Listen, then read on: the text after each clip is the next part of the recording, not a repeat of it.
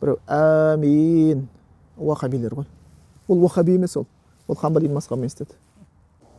Ей, көзіңді жұмды, Абу Ханифаның етегін ұстап жүре бер, жәннатқа бірақ келесің. Бұлар кетеді анасы бұлар. Олар артық сөйлеуге болмайды. Егер сенің тақуалың болатын болса, көркем мінез құлқың болатын болса, сен ханафи мазхабысың. Сенің алған әйелің хамбали мазхабы болсын, тату-татты өмір сүре аласың. Ал енді сенің мінез құлқың, тақуалың болмаса, түсінігің болмаса, онда сен ханафи болып тұрып, ханафидің қызын алсаң да ұрысып кетесің. Фиқ сабағын өтетін студенттерге, толиптерге, және тілді өтетін толиптерге ғалымдар айтатын, рақайық сабақтарын қосу керек дейді. Рақайық деген жүрек жұмсартатын сабақ. Өйткені мына ілімдер адамды тәкаппар қылады. Сен шынымен үйренесің, уақыт көресің де, ер білмейтін нәрсені білесің де. Ей, топас мұрынбоқтар деп сөйді бастауы мүмкін да.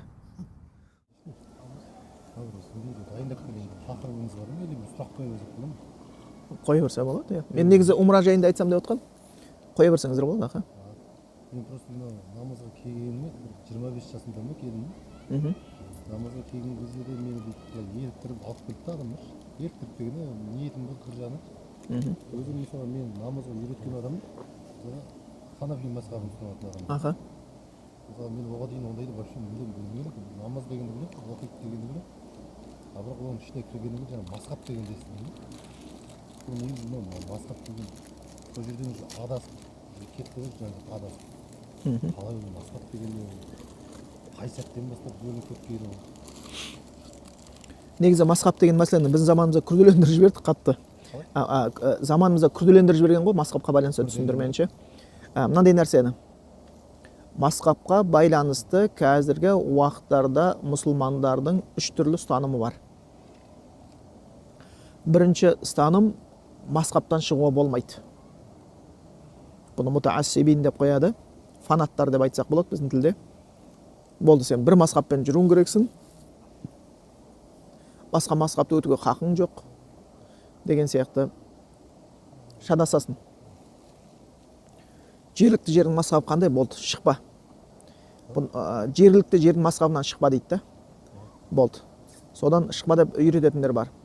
Бірақ бұл дұрыс емес. Өйткені мазхаб бұл фатуалардың жиынтығы, ол мазхабтың өзін Аллахтан келген таптаза дін деп қабылдауға болмайды. Аха. Ол түсіндірмелер. Өйткені ол жағдайға байланысты, неге байланысты фатуалар өзгере береді. Екінші пікір бар, мазхаб бізге керек жоқ. Біз тек қана Құранмен жүреміз, сүннетпен жүреміз дейді. Бұл да дұрыс емес. Өйткені Құран мен сүннетпен жүру үшін оған да білім керек та. Үшіншісі бар, ол мазхабтың келген фатуаларды пайдаланып жүреді, бірақтан егер өзінің ұстанған мазхабынан көрі күштірек дәлелді көрген болса, болмаса Құраннан, хадистен кәдімгідей нақты түсініп жатқан болатын болса, мазхабқа қатып қалмайды. Бір мазхаб ұстаған үшін екінші мазхаб сол өзінің мазхабымен жүрмегендерді кемсітпейді еш уақытта. Өйткені мұсылманшылық.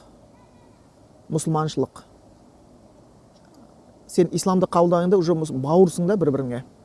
Бауыр болып есептелінесің. Ал бауыр болғаннан кейін уже хақсын беру керек. Иннамал муъминуна ихватун. Құран аят не деп жатыр? Мұсылмандар бір-біріне бауыр. Енді ондай болса, ислам қай кезден басталады деген сөз ғой. Ислам мазхабтан басталмайды ғой. Ислам ла иляха иллалла Мұхаммад Расулаллахты түсінген кезде, ислам намазыңды түгендеген кезде, оразаңды тұтқан кезіңде, исламдағы 5 парыз. Істедің, сен уже ислам басталып кетті да.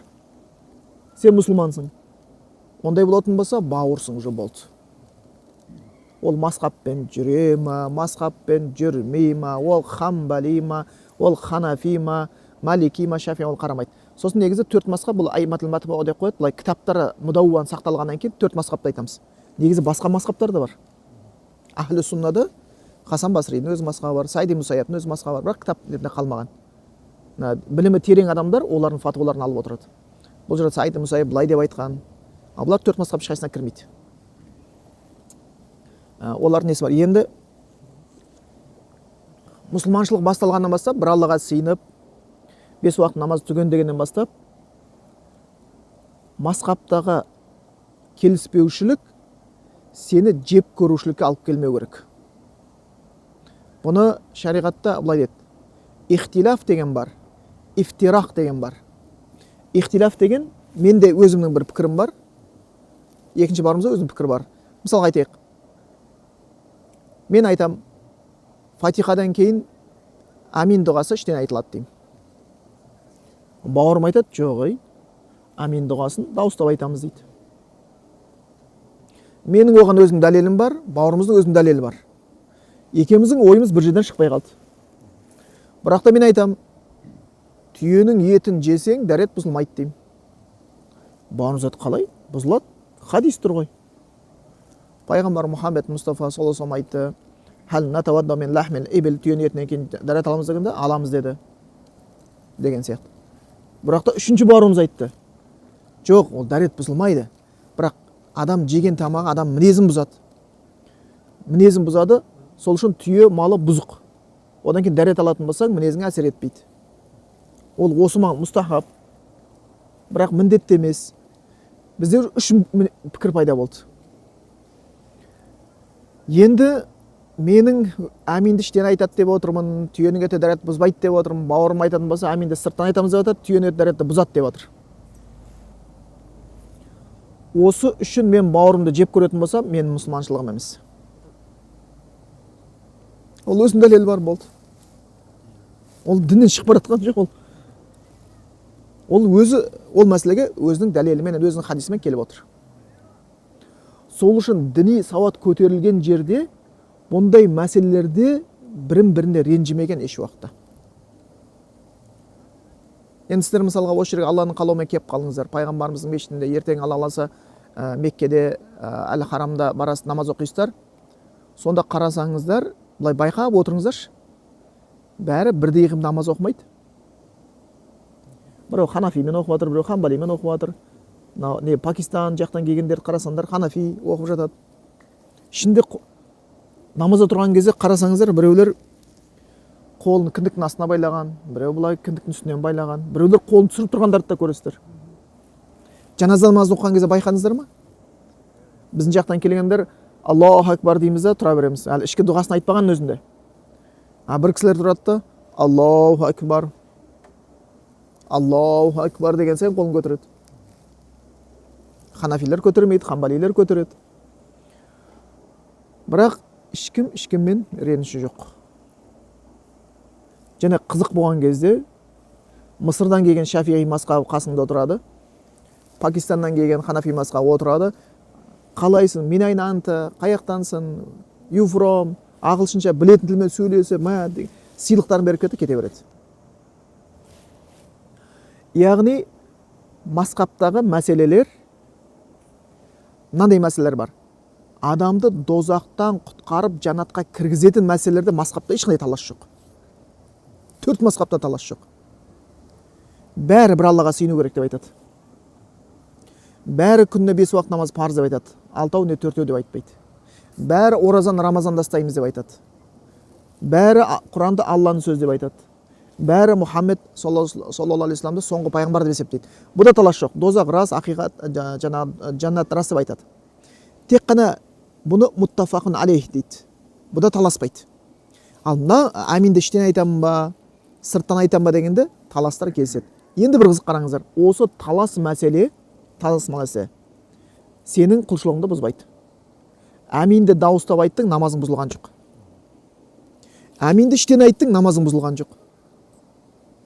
Қолыңды кіндіктің үстінен ұстадың, Шафии мазхабы бойынша, намазың бұзылған жоқ. Қолыңды кіндіктің астынан ұстадың, Ханафи мазхабы бойынша, намазың бұзылған жоқ. Енді сен екеуің бір ортақ пікірге келе алмай қалдық екеуміз. Бірақ мұсылман болып қалып кеттік. Неге?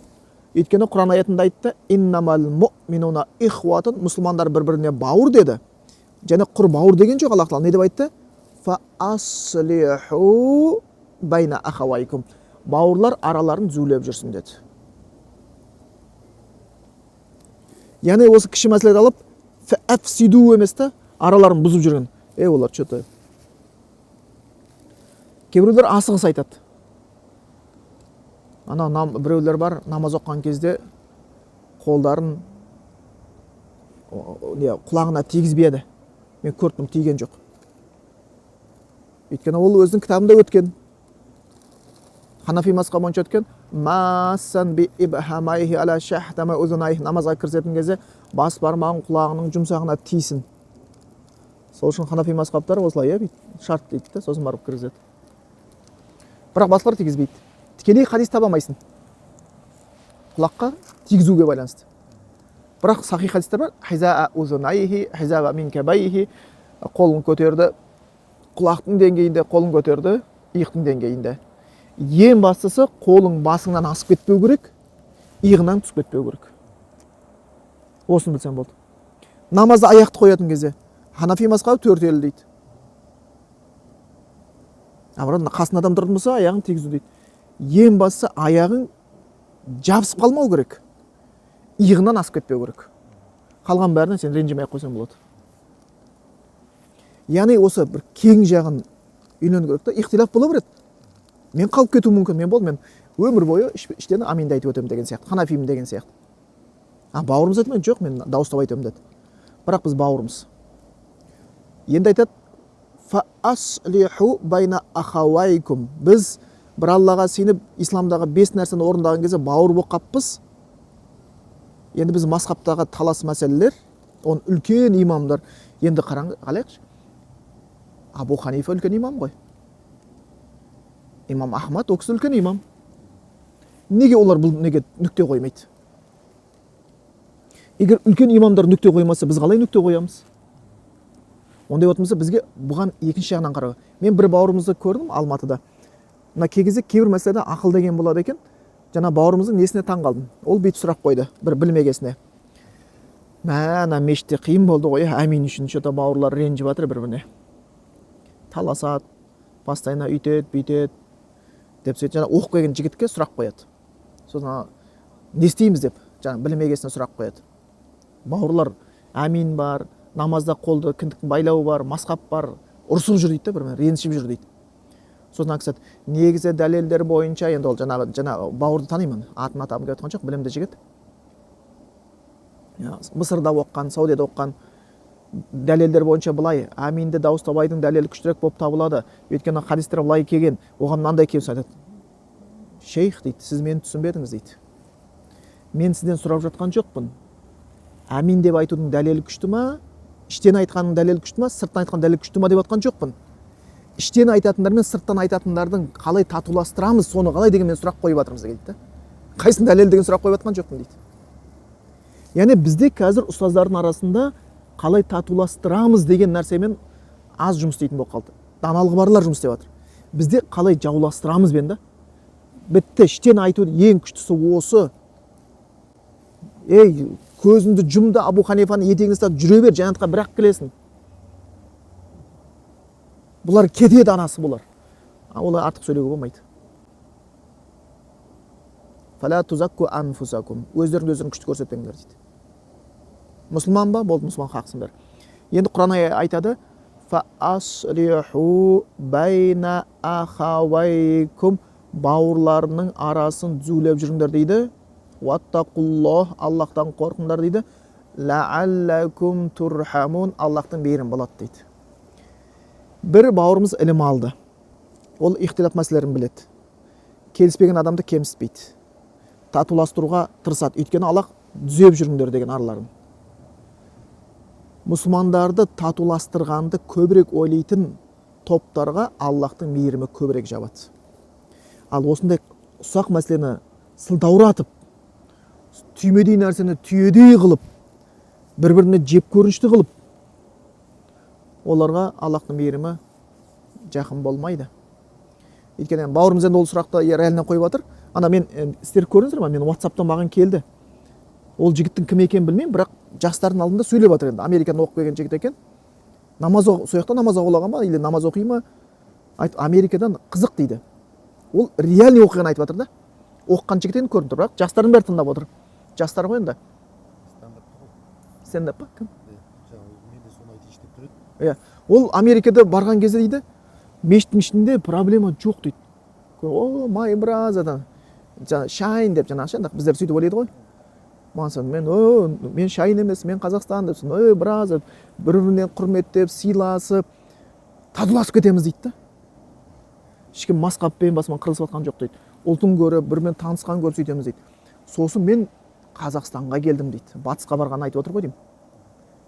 Сосын осы жаққа келдім, ана жақта мешітке барған кезде майбразы, менің бауырым деген сияқты сондай бір нелерді көріп үйреніп қалғам дейді. Қазақстанға келіп мешітке кірсем, что-то уже көздерінің қарасынан былай уже білініп тұр дейді да бір. Ана жаққа барған кезде мен Қытай емеспін, қазақпын деп түсіндіріп жатырмын дейді. Сосын келіп жайлап келді дейді. Салқындау дейді. Ассалаумағалейкум деп айтты дейді. Не деп айтты деді? Масқап сұрады ма? Қай масқапын? Бір есімі Америкада дейді. Бәленбай ұлт дейді. Бір дін дейді. Иә. Қазақстанға келдім дейді. Бір ұлт, бәленбай масқап дейді. Иә, масқабын сұраған ба? Соны қазір масқап сұрады. Сөйтіп, қай масқаптасың деп па сұрады дейді. Енді мен түсіндіре алмаймын дейді де қазір. Оны не айтсам да ұрыс шығайын деп тұр дейді. Баяғыда мынандай болатын, Совет өкіметінің кезінде тараған кезде паркте тоқтатып ақша сұрайтын жігіттер болады. Сосын олар қараптан қарап десем айда осы. Кетіп бартқан кезде айтады да, ысқырады да шақырады. Темекі бар ма дейді да. Сен оған темекі бар десең де тиіседі, темекі жоқ десең тиіседі да. Ол просто не ғой? Предлог да. Бірдеңеде әңгімені бастау керек. Сенен бір сөйлесіп отырып, минус шығарады да, сен что-то болмайды, кассияққа кірдің сен. Сонда міне үлкендерді не сыйламайсың ба, не старшактарды не? Сөйтіп, ананы сындыру керек та. Қараптан қарап алып қоямайды. Темекі сұрау ол предлог. Мына жерде соған ұқсап тұрады да. Жаңағы жігіт айтып жатыр өзі. Бұл енді сыртта оқыған екен, кішкене санасы кеңейген да. Ана жаққа барған кезде дұрыс айтады бауырымыз. Ұлт көп, бірақ біргеміз. Мына жақта бір ұлтпыз, бірақ бөлекпіз дейді да. Сосын маған келді да, қай масқаптасың деп айтты дейді да. Қазір не қылсам әңгіме көбейеді, реніш басталады. Сосын тұрдым айтым дейді, шайн деп айттым дейді. Я китайс деп айттым дейді. Сөйтіп өзі күліп жатыр да. Өйткені құтылу керек болып тұр дейді. Енді сіздерге айтып қойыңызшы мен де бұл тақырыпта.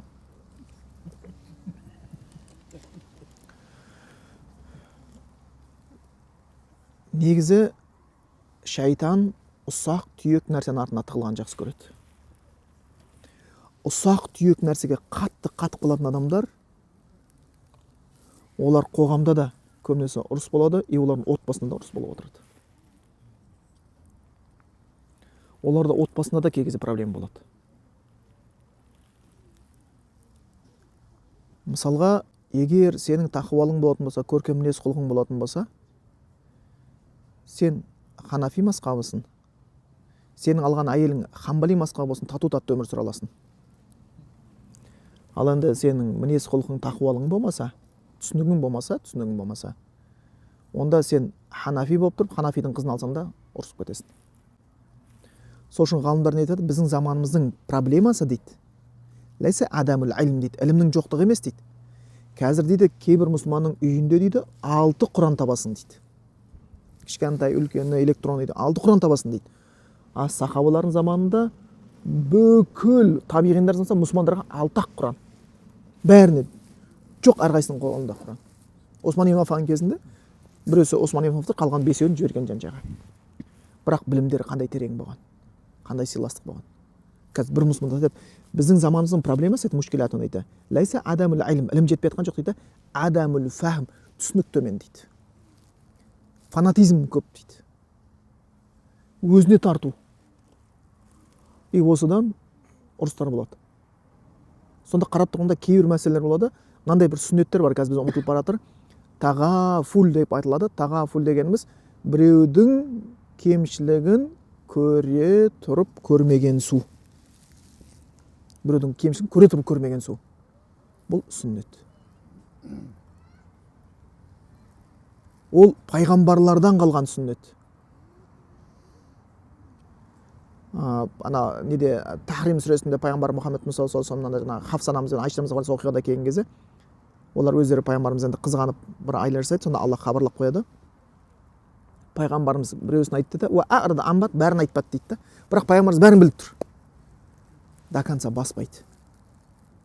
Сен біреудің кемшілігін көрдің, әйелін көрдің да негізі бар ғой, былай дұрыс емес, әйелің қысылып енді деп кезде тоқтай салу керек та болды.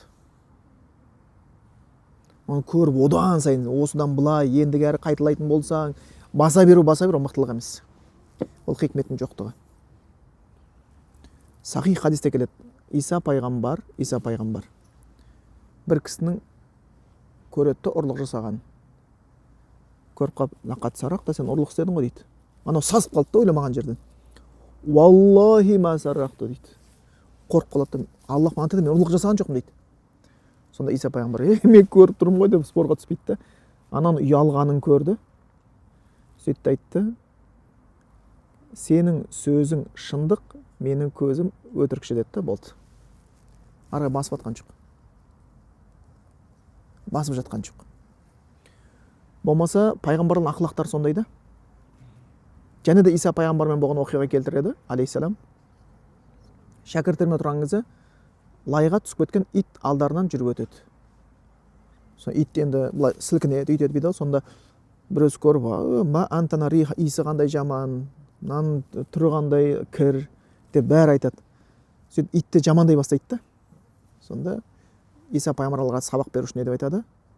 Ма аджмала баяда аснанихи, тістері қандай аппақ еді мына иттің дейді. Яғни сен минусты көруге емес, плюсты көруге тырысуымыз керек. Сол үшін шындап келген кезде сіздер дін дамыған жерлері, Мысырға барсаңыздар да, менің Мысырымда басында бірнеше рет оқиға болды. Мына бауырларыңыз біледі. Мен Мысырға бардым, бір домда тұрдым, астында намазхана болды. Мешіт, намазхана емес кәдімгі. Жұма өтетін мешіті болды. Сосын таң намазына, кезде шам намазына барып қалған кезде олар имамдыққа шығарады да мен. Сосын жоқ деп енді мысалы қарлардың қаласы ғой, нұржыда өздері шықсын деген сияқты. Аңтауланас бил имама деген сияқты. Антым ақрауыннас, сендер Құран жақсы оқисыңдар, сендер жақсы нәрсе. Жоқ, шық дейді да. Сөйтсек олар әдеттер сырттан бір адам келген кезде қарап тұратын бір шығарып алады екен. Сосын Құран жақсы оқитын болатын болса, тағы да шықса деп ойлайды екен да. Олар бір тыңдағысы келеді екен. Енді мен барған мешітте Шафиғи мазхабы. Мен Ханафимен, Хамбалимен намаз оқып үйренген, бірақ Шафиғиді оқып үйренбегем да. Былай білем кітаптан, бірақ практикамда жоқ. Оларда Шафиғи мазхабтарында намазда бисмиллахир-рахманир-рахим, олар аяттан естиді, Фатиха сүресін аят дейді, содан бастап оқиды. Аллаху акбар дейді. Бисмиллахир-рахманир-рахим. Алхамдулиллахи раббил аламин. Және таң намазында құнут дұғасын жасайды. Шафиғи мазхабында солай істейді. Енді мен Ханафи мазхабы бойынша, Хамбали мазхабы бойынша бисмиллахир-рахман іште айтамын да, алхамдулиллахи раббил аламин, содан бастаймын. Олар бисмиллахир-рахманир-рахимнен бастайды. Егер оны оқымасаң, сен Фатихан кем болып қалды деп есептейді олар. Сен аятты кем оқыдың деп есептейді. Қоймай имамдыққа шығарып жіберді. Сосын ойладым, Шафиғимен оқып берейін, бұлар енді бәрі Шафиғилар ғой деп. Маған енді тез ойлану керек. Сосын тұрдым да, қой, үйренген нәрсемді оқи берейін. Түсінбей қаламын да. Намазды полный Ханафимен оқып шықтым. Бір адам бірдеңе деген жоқ. Құнут дұғасын жасағам жоқ. Фаджрды Ханафи мазхабымен оқып бердім. Сосын отырдым, ешкім ештеңе жоқ. Бір жазакаллаху хайран деп кетті. Кейін тағы сол мешітке барған кезде қайтадан имамдыққа шығарды. Енді уже келесіде мен қорықпай шыға бердім. Өйткені біріншісінде ойладым, мен Шафиғимен оқымаған екен, бұлар мынау қалай болар екен деп. Өйткені оларда фих бар. Фих деген сөздің екі мағынасы бар. Бұл тақырыпты осымен аяқтай салайын. Бірінші хадис қой енді. Аллах Тағала «Ида арад би абдина хайран юфаққиху фиддин». Бір құлына жақсылық қаласа фих береді дейді. Фих деген екі мағынасы. Біріншісі тікелей тілдік мағынасы түсінік. Екіншісі фихті білу. Халал, харам, дәретте 4 парыз бар деген сияқты. Басқа масық қылатын болса, Ханафи мазхабында рос 4-тен 1-ден масық қыласың, Хамбали мазхабында яумун рос басыңа толық масық қыласың деген сияқты. Осы фих болып есептелінеді. Сондықтан екеуін біріктірген адамның фихі әдемі болады. Түсінік пен білімді. біреусің ғана болатын болса кішкене қатты болып қаласың. Сол үшін фихты өтетін ілгергі медресенің тәртіптері бойынша фих сабағын өтетін студенттерге, толиптерге және тілді өтетін толиптерге ғалымдар айтатын рақайық сабақтарын қосу керек дейді. Рақайық деген жүрек жұмсартатын сабақ. Өйткені мына ілімдер адамды тәкаппар қылады. Сен шынымен үйренесің, уақыт көресің, ел білмейтін нәрсені білесің де. Ей, топас мұрынбоқтар деп сөйтіп бастауы мүмкін да. Сондықтан жаңағындай рақайық, түсіну, кешірімді болу, ғалымдардың әдебі. Абу Ханифаның сөзі бар ғой. Қираату сиярил улама ахабу илай мен касратлил фих дейді. Ғалымдардың өмірі туралы оқығанды фихты көп оқығаннан гөрі маған ұнайды дейді. Өйткені сен соның баласында сонда біреудің жанын ауыртпайсың, біреуді кемсітпейсің, қараптан қарап отырып ана адасқан деп айтпайсың. Сен қарайсың да ұстаз ана біреу намаз оқып жатыр, қол кеудесіне қойып алыпты. Сосын сен айтасың, ол енді мына іштен кетпейді, намазы дұрыс болып есептелінеді. Ханафи мазхабы бойынша бізде кіндік насаб есептейміз. Сөйтіп Али ибн Аби Талибтен келген хадис бар. Одан Тасура деп айтқан. Шафии мазхабы кіндіктің үстінен қояды, кеуденің астынан деп есептейді. Бірақ кеудеге қоятын мухаддистер көбінесе айтады. Кейінгілерден Шейх Албани ма, мүмкін соның кітабын оқыған шығар деп түсіндірме бере қоясың болды. Бірақ бізге сен айтқың келсе, Ханафи осылай деп қойса болды. Ойбай, ол уахаби дедің, сен білімсізсің.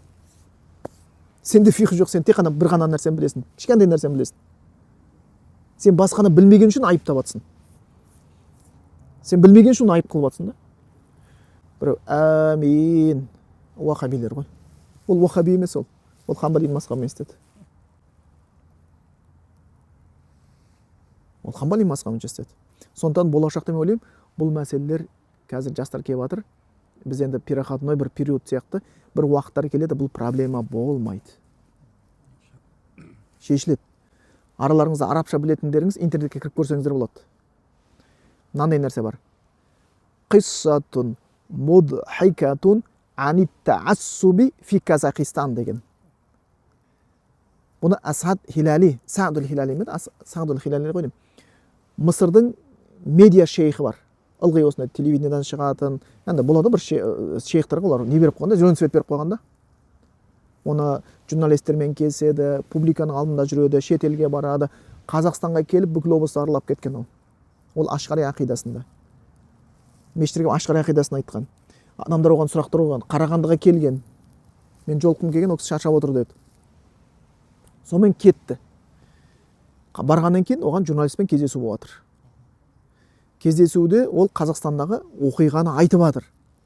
Тақырыбы прямо сөйтіп тұр. Қазақша аударған не болады? Қиссатын бір оқиға айтып берейін сендерге дейді. Мудхикатун күлкілі оқиға дейді. Ани таассуб діни фанатизмге байланысты Қазақстандағы дейді.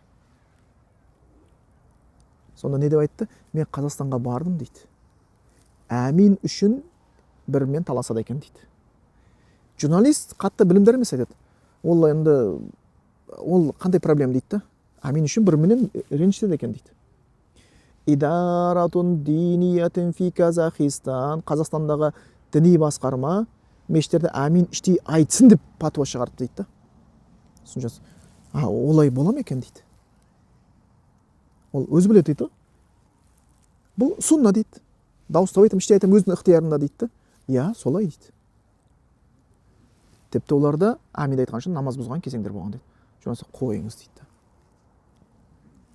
Бұлардың түсінігі жоғары болып, біздің фанатизмімізді күлкілі деп отыр да.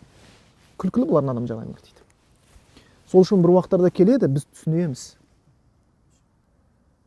Оған бұл қатып қалатын нәрсе емес. Я, біздің жақта Ханафи мазхабы тараған, оқыта бер медреседе. Бірақ фанат қылма.